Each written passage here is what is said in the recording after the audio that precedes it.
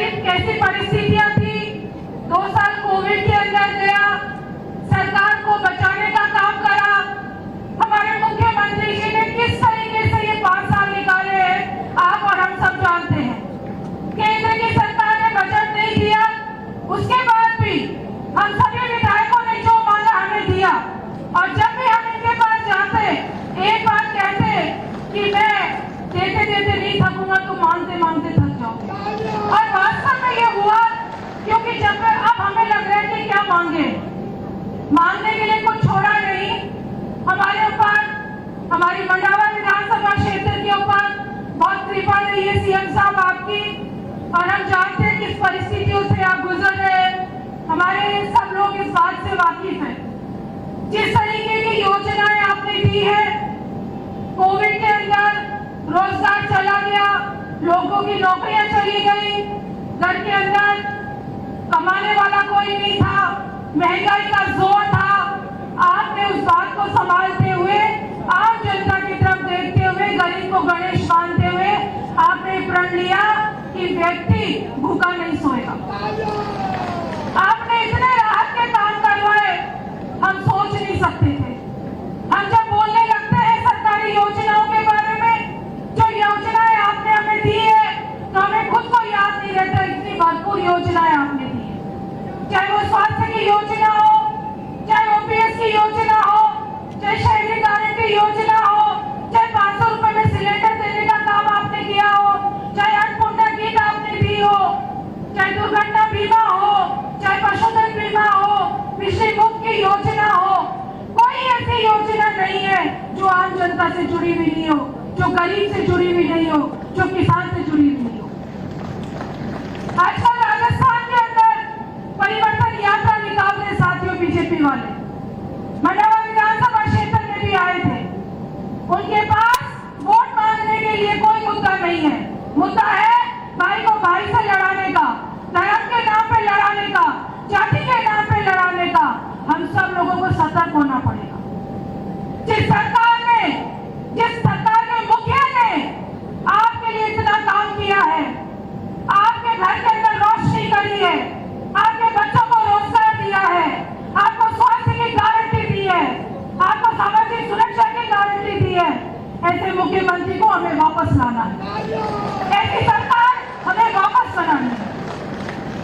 अभी मंडावा में आए थे हमारे नेता प्रतिपक्ष, बहुत बड़ा होता है नेता प्रतिपक्ष का, और जब उनका भाषण सुना तो कुछ नहीं था उसके अंदर। वो यहाँ पर आए, कोई उनका विजन नहीं था। विजन हमारे सीएम साहब का है 2030 का विजन, और विजन ये लेकर चल रहे हैं कि राजस्थान पूरे देश के अंदर अग्रणी खड़ा हो जाए। हमारा हर युवा, हमारा हर किसान, हमारी हर महिला अपने पैरों पर मजबूती से खड़ी हो जाए। नरेगा गारंटी योजना ऐसे नहीं आई साथियों। केंद्र की सरकार में मनमोहन सिंह जी थे, उन्होंने हमारे गरीब लोगों को, विशेषकर हमारी महिलाओं के जेब के अंदर पैसा डालने का काम किया। और जब पैसा के जेब में होता है तो ताकत दूनी बढ़ती है, और ये काम हमारे यशस्वी मुख्यमंत्री महोदय कर रहे हैं। हम लोगों को उनके हाथ मजबूत करने हैं। अब ये मांगने का समय नहीं है, ये हमें दिखाने का समय है कि जिस मुखिया ने हमारी इतनी चिंता करी, हमें इतना कुछ दिया, उसको हम किस तरीके से वापस लेकर आए। राजस्थान में कांग्रेस की सरकार निश्चित तौर पर बनी। मैं 2 बातें मुख्यमंत्री महोदय से कहना चाहूंगी। मेरे पिताजी रामनारायण चौधरी जी का सपना था मेरा मंडावा शिक्षा के क्षेत्र में आगे बढ़े। आपने मुझे 6 कॉलेज दिए। उनका सपना था कि उनका गांव हेतनसर बनस्ली की तरह डेवलप हो, वहां पे लड़कियों की स्कूल है सीनियर, वहां कॉलेज खुले। इन्होंने वो सपना पूरा करा। हमारे किसान नेता के रूप में जाने जाते हैं चौधरी साहब। और कृषि कॉलेज में सिर्फ यूं गई मुख्यमंत्री महोदय के पास कि साहब पिताजी, तो बोले ये मेरे हाथ में मैं करूंगा, ये मेरे हाथ में मैं करूंगा। और 5 दिन के अंदर चौधरी रामनारायण चौधरी कृषि महाविद्यालय हमारे हो गई। अभी कुछ दिन पहले राहुल जी आए थे, सीएम साहब से मिलने का उसके बाद मौका नहीं मिला, मैं वो वाक्य बताऊंगी। हम सब विधायक बैठे थे, जैसे ही मंच पर सीएम साहब का नाम लिया, मुख्यमंत्री महोदय उद्घोषण के लिए आए, तालियों की गड़गड़ाहट से पूरा सभा स्थल गूंजा।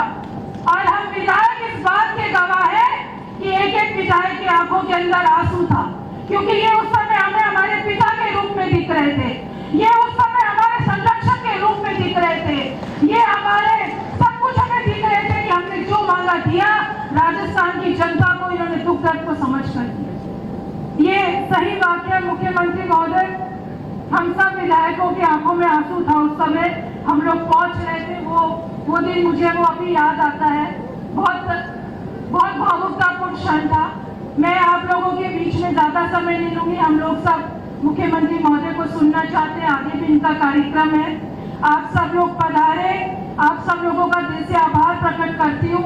आप हमेशा मेरे लिए मेरी ढाल के रूप में खड़े रहे, मेरे सुख दुख में हमेशा रहे, मैं हमेशा आपकी ऋणी रहूंगी। अगर मैं अपनी खाल भी निकाल दूं तो आप लोगों का ऋण नहीं चुका पाऊंगी।